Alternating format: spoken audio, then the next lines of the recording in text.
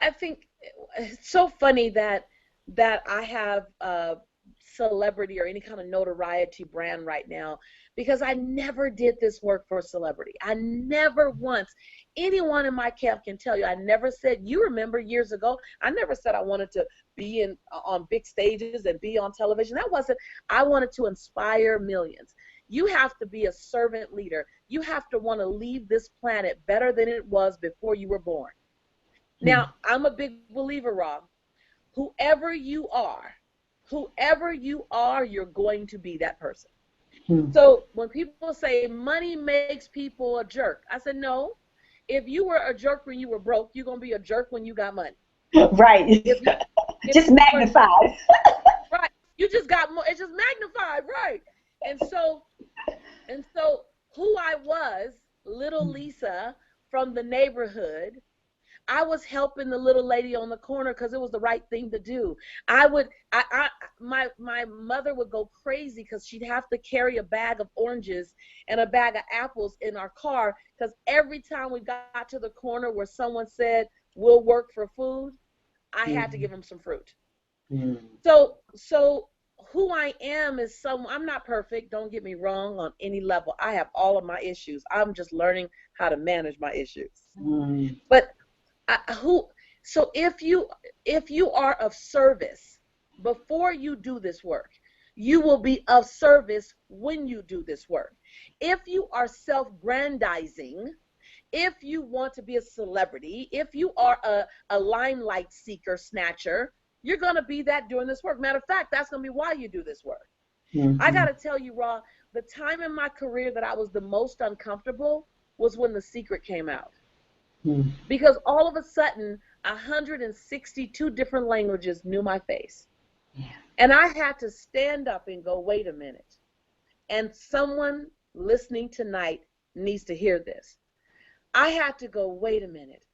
I don't get to shrink my giant. I don't get to shrink my genius when it gets bigger than I expected. See, I wanted to motivate LA. Then I wanted to motivate California. Then I wanted to motivate the West Coast. Then I wanted to motivate the United States. I never once said 162 different languages. Never once crossed my mouth. And so I've had to make sure, like someone listening to us now, that you don't shrink your genius. You don't shrink your giant. You don't shrink your greatness because you're afraid of what people are going to say about you. See, I was afraid that people would mistake my contribution for self-grandizing. They mistake my contribution for personal marketing. See, my grandmother says, baby, other people's perception of you ain't none of your business. Your job is to do you. I had to learn that again and again and again. I want to talk about that, right? Because I think that there's this sort of notion that when you're in the work and you're on the path and you're committing and surrendering, that it's a one-time thing. Right? That somehow, like, you do it once, and that's supposed to be the end of that. You know what I'm saying? Like, okay, done. You know, I've done surrender. I've done. And I would love for you to talk about, you know, as you move, I believe as you move to every level, there's a new, right? There's a new well of opportunity to heal, right? And transform. And so, you know, I would love for you to talk about, you know, as you look at the different sort of pivotal shifts over the course of your journey. Yes. You know, like if you were to map those, what were those, you know, sort of 2 or 3 moments along the way? And then I'm curious just what, you know, what it is for you now. So you know, sort of what were the first 2 or 3, and then what are you seeing like it is for you now?